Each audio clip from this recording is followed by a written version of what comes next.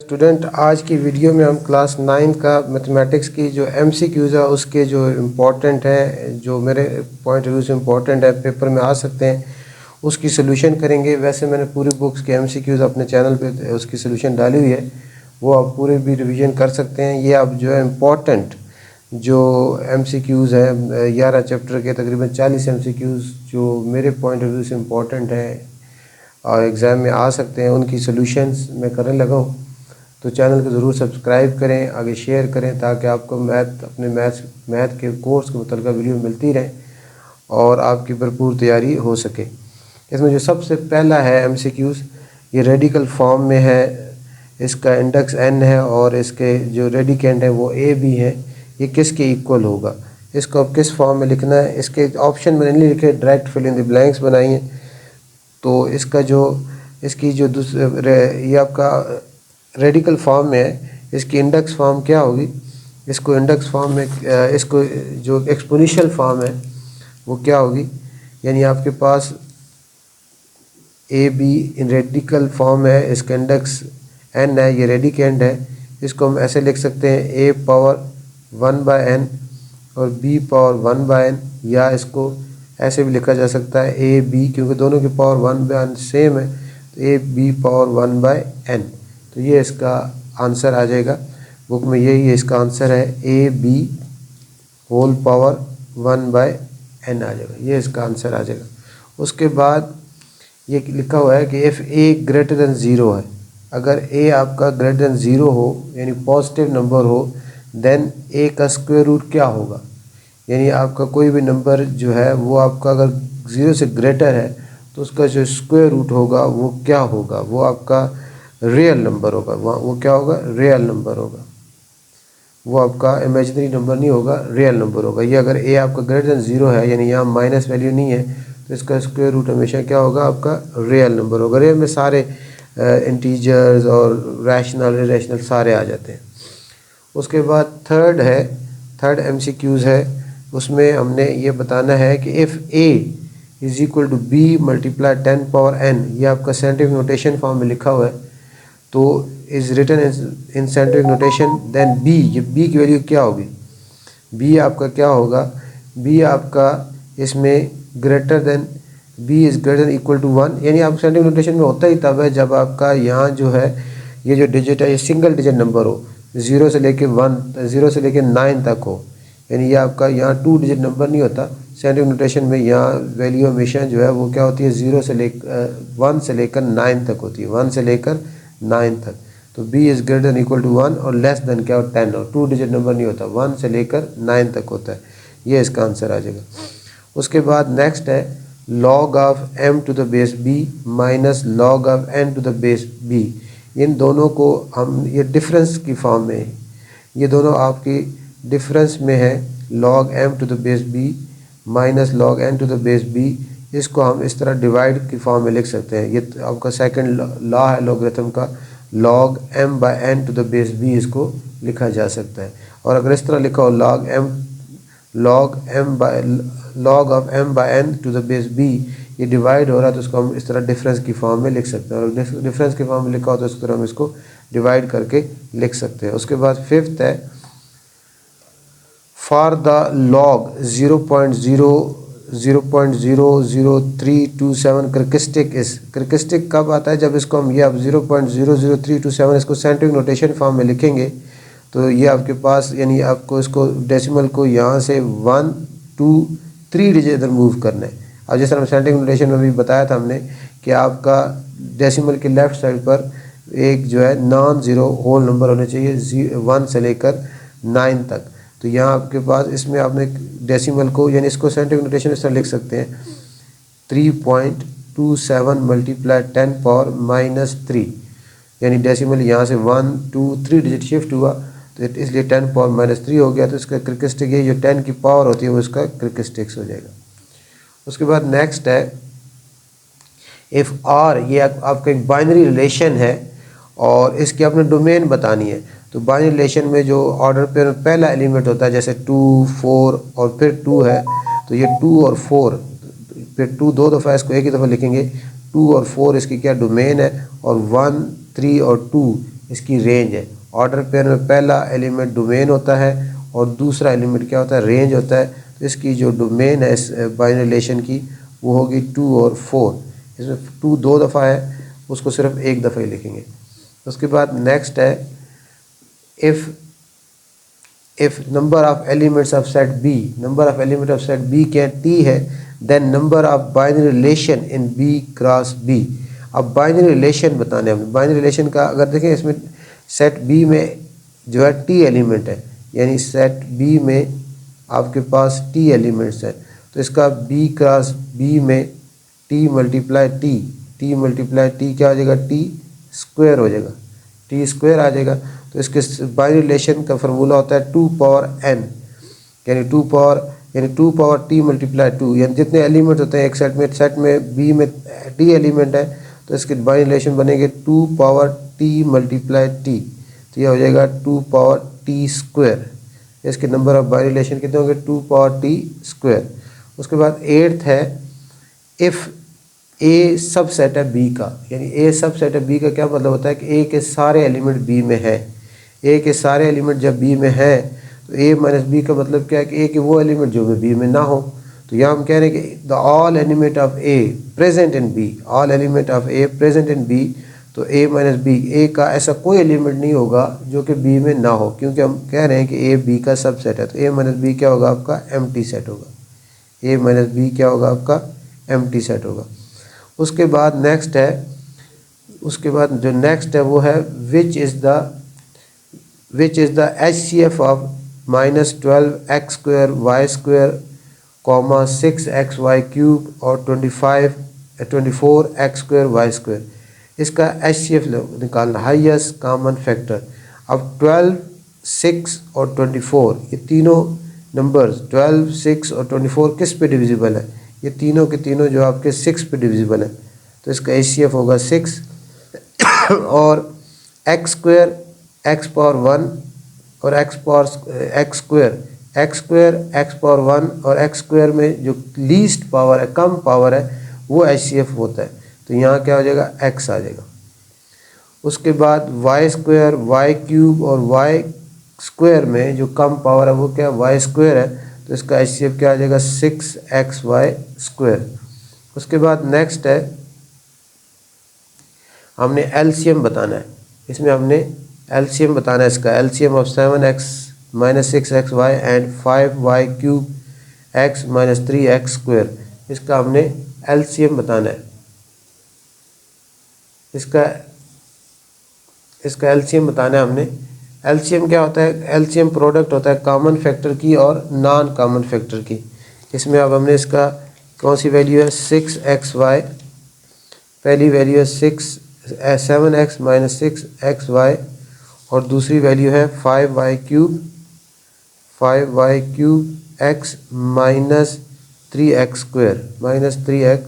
Square, ये दो values है। इसका एलसीएम बताना है। तो इसमें क्या कॉमन है, इसमें आपका x कॉमन है, x कॉमन लेंगे पीछे 7 माइनस 6y आ जाएगा। और इसमें क्या कॉमन है, इसमें आपका इसमें भी x कॉमन है, इसमें x कॉमन है, पीछे 5y क्यूब माइनस 3x आ जाएगा।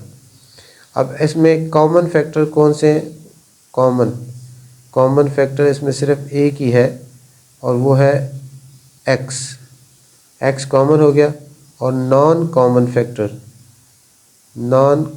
फैक्टर इसमें कौन से हैं, नॉन कॉमन फैक्टर इसमें है 7 माइनस 6y और 5y क्यूब माइनस 3x।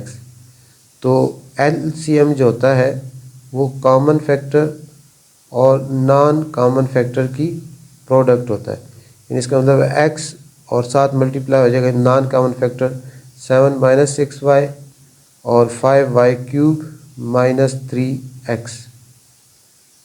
तो ये इसका आंसर आ जाएगा। तो इसका आंसर क्या आया, इसका जो एलसीएम हमारे पास क्या आया, x और 7 माइनस 6y और साथ आ गया 5y क्यूब माइनस 3x।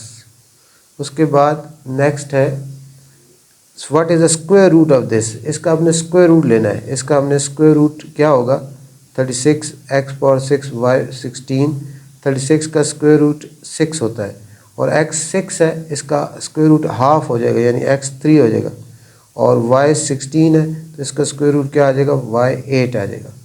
तो इसका स्क्वायर रूट हम क्या लिखेंगे, 6x क्यूब और y 8 इसका स्क्वायर रूट आ जाएगा। उसके बाद नेक्स्ट है 12 है,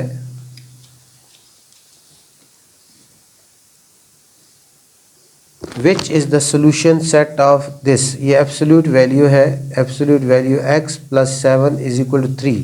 इस 7 को जब हम राइट साइड पे ले जाएं यानी इसका absolute value x plus 7 is equal to 3, ये अक्सर इस तरह MCQs आता है। Absolute value x is equal to 3 minus 7 हो जाएगा, तो absolute value x is equal to -4। तो ये एब्सोल्यूट वैल्यू लगा हुआ है इज इक्वल, और राइट साइड पे क्या -4 है, तो एब्सोल्यूट वैल्यू होती है इसलिए कि किसी वैल्यू को पॉजिटिव करने के लिए, तो ये इसका एब्सोल्यूट वैल्यू का मार्क है, निशान मौजूद, और राइट साइड पे माइनस, उसका सोल्यूशन सेट क्या होता है, एम्प्टी होता है। इसका सोल्यूशन सेट क्या होगा आपका, एम्प्टी होगा। इसी तरह नेक्स्ट भी इसी टाइप का है, which one is the solution set of, अब ये स्क्वायर रूट है, स्क्वायर रूट मौजूद है और राइट साइड पे क्या -10 है, तो स्क्वायर रूट किसी भी वैल्यू का सिर्फ नेगेटिव नहीं हो सकता, तो इसलिए which one is the solution set of, इसका भी इस तरह की भी अगर आपके पास रेडिकल इक्वेशन आएगी तो उसकी सोल्यूशन सेट क्या होगी, एम्प्टी होगी। और इस तरह की अगर रेडिकल एब्सोल्यूट वैल्यू इक्वेशन आएगी तो इसका भी सोल्यूशन सेट क्या होगी, एम्प्टी होगी। उसके बाद नेक्स्ट है, which one is the standard form of linear equation, which one is the standard form of linear equation, यानी वन वेरिएबल में standard form of linear equation आपकी जो है, which one is the standard form of linear equation in one variable, इसमें क्या होगा, one variable होगा तो ज़्यादा वाज़ेह हो जाएगा। वन वेरिएबल में स्टैंडर्ड फॉर्म लीनियर इक्वेशन क्या होती है, ax plus B is equal to 0, ये स्टैंडर्ड फॉर्म है लीनियर इक्वेशन। लीनियर इक्वेशन क्या होती है, जिसकी डिग्री क्या होती है, वेरिएबल की डिग्री क्या होती है, 1 होती है, वो क्या होती है आपकी लीनियर इक्वेशन होती है। उसके बाद नेक्स्ट है, which one is a strict inequality, strict inequality कौन सी होती है, जिसमें आपका ये ग्रेटर देन और लेस देन का साइन हो, इस तरह का जो साइन होगा वो क्या होगा, स्ट्रिक्ट इनइक्वालिटी होगी। जैसे x प्लस 7 ग्रेटर देन 8 है, या इस तरह का जो होगा जिसमें ग्रेटर देन और लेस देन का साइन हो, वो क्या होगी, स्ट्रिक्ट इनइक्वालिटी होगी। उसके बाद नेक्स्ट है 16 है, what should be the value of k if x less than 0 shows k x greater than ky। अब ये आपके पास एक इनइक्वालिटी है, x जो है यानी x यानी आपके पास यहाँ ये पूछा गया है कि अगर आप k की वैल्यू क्या होगी, अगर आपके पास जो है x लेस देन 0 हो, बल्कि इसमें यहाँ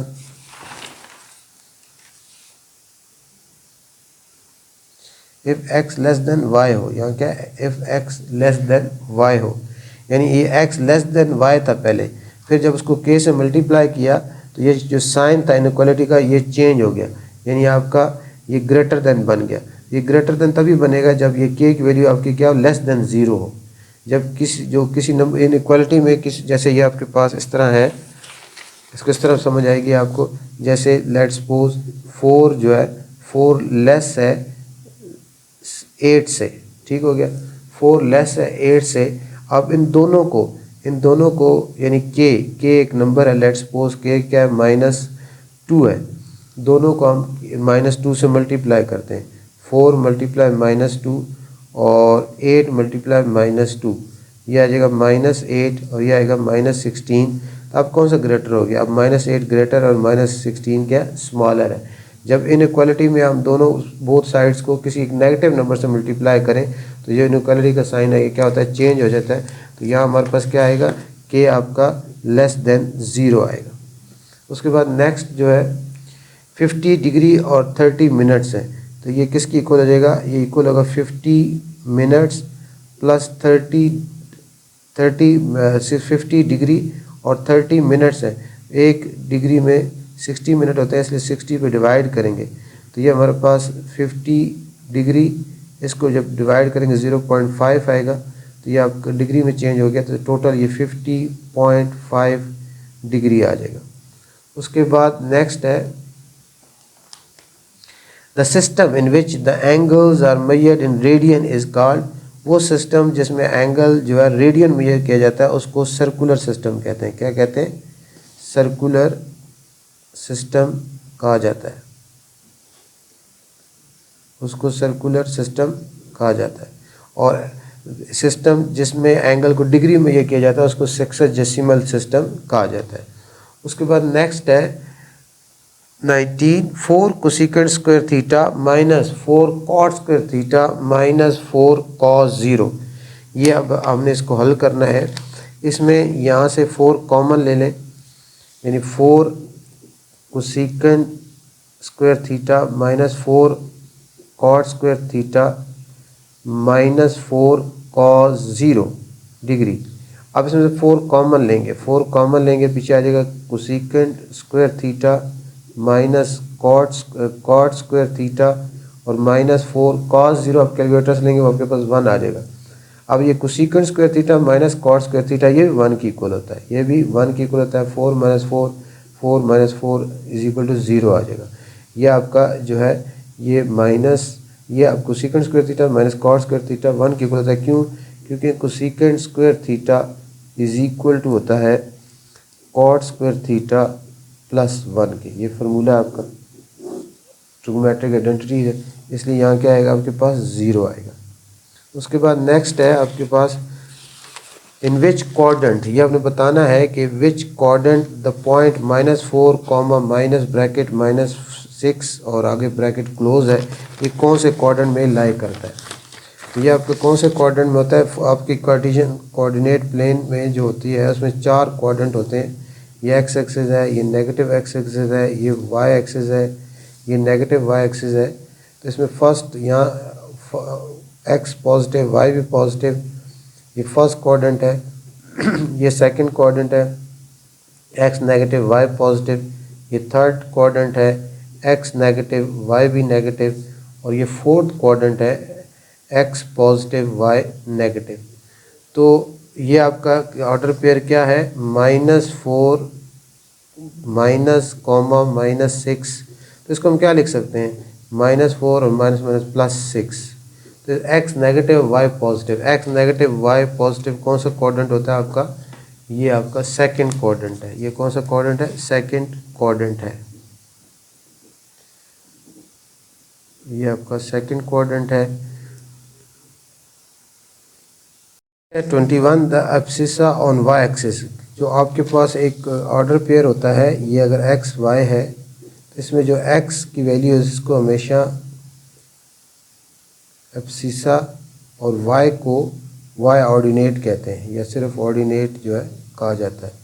तो ये आपके पास जो the abscissa on y axis के ऊपर एक्स की वैल्यू हमेशा क्या होती है? 0 होती है।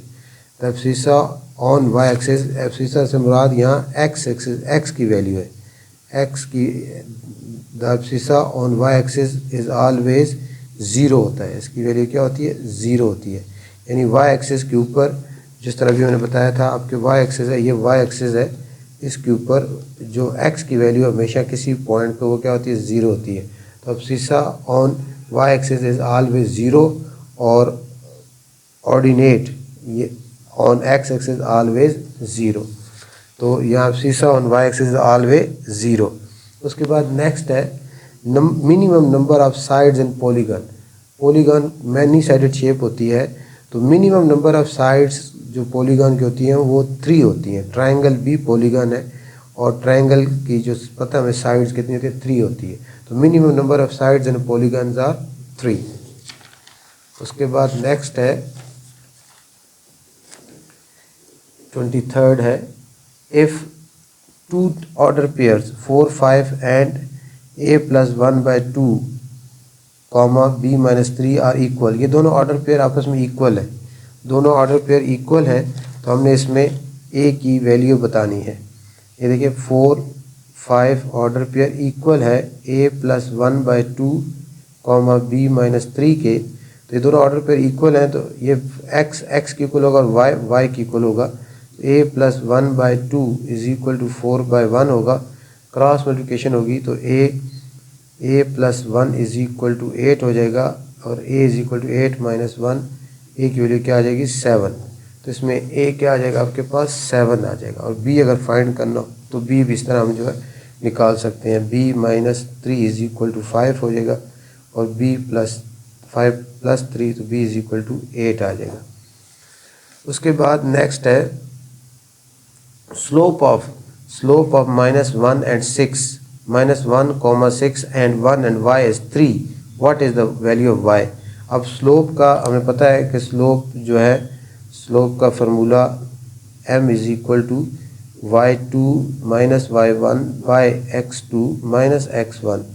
तो यहाँ हमारे पास जो पॉइंट्स हैं वो मौजूद हैं, एक है माइनस 1 6 और दूसरा है 1 और y, और स्लोप की वैल्यू भी दी गई है, स्लोप की वैल्यू है 3, स्लोप क्या है 3 है। तो इसका मतलब है कि 3 स्लोप है, that is equal to y2 क्या आपका y है और y1 क्या 6 है और x2 आपका 1 है और x1 आपका माइनस 1 है। तो माइनस इंटू माइनस क्या हो जाएगा, माइनस इंटू माइनस प्लस 2। तो अब ये क्रॉस मल्टीप्लिकेशन हो जाएगी, 3/1 is equal to y minus 6/3। तो y minus 6 is equal to 9, तो y is equal to 9 plus 6, तो y आपके पास 15 आ जाएगा। तो इस तरह आपके पास y की वैल्यू जो है 15 आ जाएगी। उसके बाद नेक्स्ट है line y is equal to 0, यानी जो y इज इक्वल टू 0 होती है, ये किसको रिप्रेजेंट कर रही होती है। अभी जिस तरह बात की थी हमने, y is equal to 0, y कहाँ 0 होता है, यानी आपका y जो है ये आपके y एक्सेस है और ये आपका x एक्सेस है। तो x एक्सेस के ऊपर, इस पूरे x एक्सेस के ऊपर y की वैल्यू क्या होती है 0 होती है। इस पूरे y एक्सेस के ऊपर कहीं भी, इस y एक्सेस पर कहीं भी कोई भी पॉइंट लें तो वहाँ y की वैल्यू क्या होगी 0 होगी। तो y is equal to 0, y is equal to 0 किसको रिप्रेजेंट करता है, x एक्सेस को रिप्रेजेंट करता है। y इज इक्वल टू 0 किसको रिप्रेजेंट करता है, x एक्सेस को रिप्रेजेंट करता है। यहाँ एक और बात भी देखते जाएं, यानी अगर आपके पास कोई line x is equal to 3 हो, जैसे x इज इक्वल टू 3 है, तो वो आपकी यहाँ से, ये देखें फर्ज करेंगे पॉइंट 1 है, ये 2 है, ये 3, तो यहाँ से पास होगी, यानी x इज इक्वल टू 3। इस फॉर्म में कोई इक्वेशन होगी वो आपकी y एक्सेस के पैरेलल होगी। वो किसके पैरेलल होगी, y एक्सेस के पैरेलल होगी। और अगर y इज इक्वल टू, फर्ज करें y इज इक्वल टू 4 हो, y इज इक्वल टू 4 हो, तो वो फिर देखें ये 1 2 3 4, तो वो आपकी यहाँ से ऐसे पास होगी।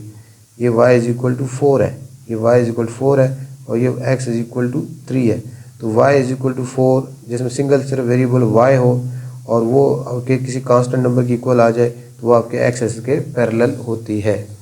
उसके बाद the line y is equal to 5x minus 3 is written in which form, ये कौन सी फॉर्म है, ये आपकी स्लोप इंटरसेप्ट फॉर्म है। y is equal to mx plus c, ये आपकी स्लोप इंटरसेप्ट फॉर्म है और इसमें ये m ग्रेडियंट होता है, स्लोप होता है और c जो है y इंटरसेप्ट होता है।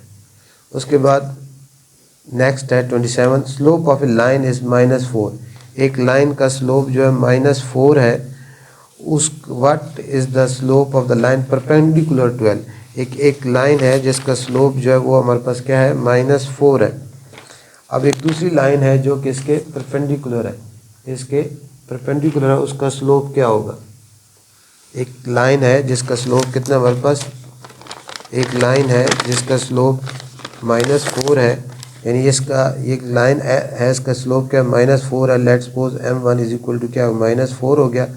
अब दूसरी लाइन है, what is the slope of line perpendicular to l, एक दूसरी लाइन है वो इसके परपेंडिकुलर है, उसका स्लोप क्या होगा।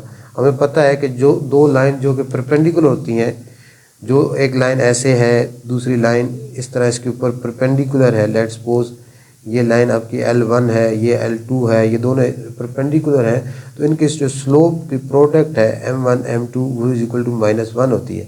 अब अगर आपके पास m1 -4 है तो m2 आपने फाइंड करना है, तो ये माइनस माइनस कैंसिल हो जाएगा, 4 पे डिवाइड कर देंगे तो आपके पास m2 जो है कितना आ गया, उसका स्लोप कितना आ गया 1/4। इसी तरह दो लाइन जो पैरेलल होती हैं, ऐसी एक लाइन ये है L1 और दूसरी लाइन ये है L2, तो इन दोनों का स्लोप इक्वल होते हैं। इसका अगर स्लोप m1 है तो इसका स्लोप m2 है, तो m1 इक्वल होगा m2 के। तो यहाँ दोनों बातें मैंने बता दी आपको। तो इसका स्लोप क्या होगा, 1/4 होगा। उसके बाद नेक्स्ट है, what is the sum of interior angles of regular 12 sided polygon. किसी भी पॉलीगन के इंटीरियर एंगल का सम का फार्मूला जो है, sum of interior angles of a polygon, किसी भी पॉलीगन के इंटीरियर एंगल के सम का फार्मूला होता है n-2 × 180। तो यहाँ हमारे पास क्या है, 12 साइडेड है, 12 - 2 × 180, तो ये आपके पास 10 × 180, तो ये 1800 आ जाएगा। तो इसका जो सम होगा इंटीरियर एंगल का वो 1800 आ जाएगा। उसके बाद नेक्स्ट है 1800 डिग्री आ जाएगा। उसके बाद नेक्स्ट है, how many sides a regular polygon has if it exterior angle is 45। यानी exterior angle of a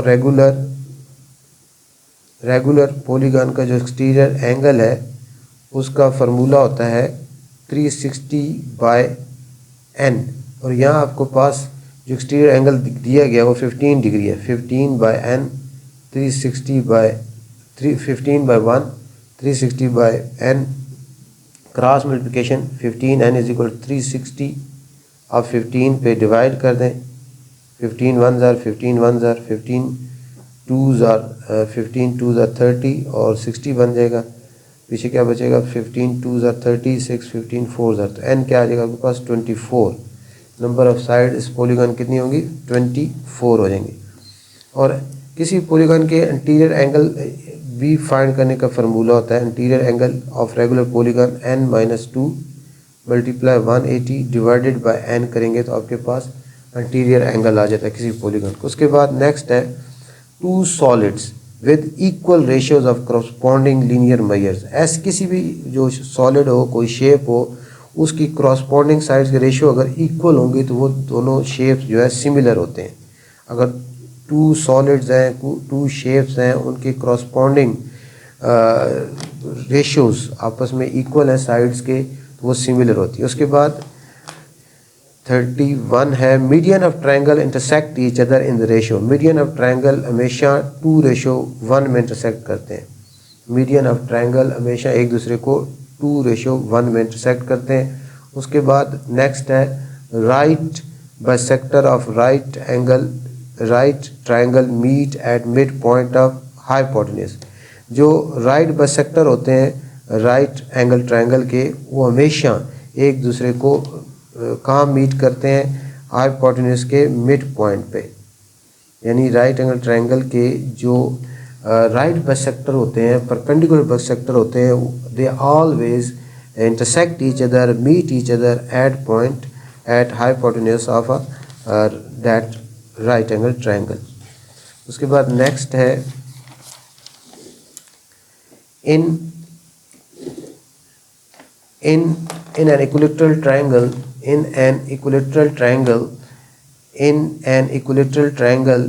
angle bisector, median, altitude or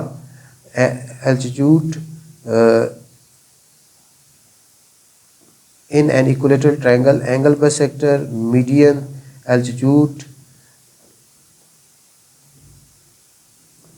और डैश क्या होते हैं, वो सब क्या होते हैं, वो क्या होते हैं। यानी इक्विलेटरल ट्रायंगल कौन सी होती है, जिसके आपके 3 साइड्स इक्वल होती हैं, जिसकी तीनों साइड्स क्या होती हैं, आपकी तीनों साइड्स जिसकी इक्वल होती हैं, तो उसके जो होते हैं एंगल बाइसेक्टर हो, मीडियन हो या एल्टीट्यूड हो, वो सब के सब एक ही पॉइंट से पास होते हैं। वो सब के सब क्या होते हैं, एक पॉइंट से पास होते हैं। ये इसमें आधा कॉन्साइड आएगा, यानी उनका तमाम का जो इंटरसेक्टिंग पॉइंट होता है वो एक ही होता है। इक्विलेटरल ट्रायंगल में एंगल बाइसेक्टर का, मीडियन का, एल्टीट्यूड का जो पॉइंट ऑफ इंटरसेक्शन है सेम होता है, वो सब के सब कॉन्साइड करते हैं, एक ही पॉइंट से पास हो रहे होते हैं। उसके बाद 34 है, if arithmetic mean of 25 value is 10, यानी अर्थमेटिक मीन आपके पास एक्स बार जो है वो 10 है और arithmetic mean of 25 values, n आपके पास नंबर ऑफ वैल्यूज़ कितनी है, 25 है। तो सम ऑफ वैल्यू सिग्मा एक्स आपने फाइंड आउट करना है। तो आपको पता है कि अनग्रुप डेटा का मीन होता है इक्वल होता है सिग्मा एक्स बाय एन। तो यहाँ आपके पास एन मीन कितना 10/1 हो जाएगा, सिग्मा एक्स फाइंड करना है और एन कितना आपके पास 25, तो क्रॉस मल्टीप्लिकेशन होगी तो सिग्मा एक्स आपके पास 250 आ जाएगा। तो यहाँ क्या आ जाएगा 250। उसके बाद in normal fair die is rolled 6000 time, the expected number of 5 is. अब जब किसी एक नॉर्मल डाई को हम एक दफ़ा रोल करते हैं, आपको पता है नॉर्मल डाई में नंबर्स लिखे होते हैं 1 से लेकर 6 तक, 1 से लेकर यानी उसकी फेसेस पे 1 2 3 4 5 6। जो लूडो खेलते हैं आप, उसमें जो डाइस होता है उसके 6 फेसेस होते हैं, हर फेस में नंबर लिखा होता है। तो इसमें जो 5 की प्रोबेबिलिटी है 5 आने की वो कितनी होती है 1/6 होती है, यानी 5 उसमें एक दफ़ा लिखा होता है, टोटल नंबर ये 6 है, 1/6 होगी। अब अगर उसको 6000 टाइम रोल किया जाए तो इसकी 6000 टाइम रोल किया जाएगा तो उसकी प्रोबेबिलिटी 1/6 मल्टीप्लाई 6000 हो जाएगा। अगर एक दफ़ा रोल करें तो 1/6 होती है, तो 6000 की फाइंड करने के लिए उसको 6000 से मल्टीप्लाई कर लेंगे तो ये हमारे पास क्या आ जाएगी 1000 आ जाएगी।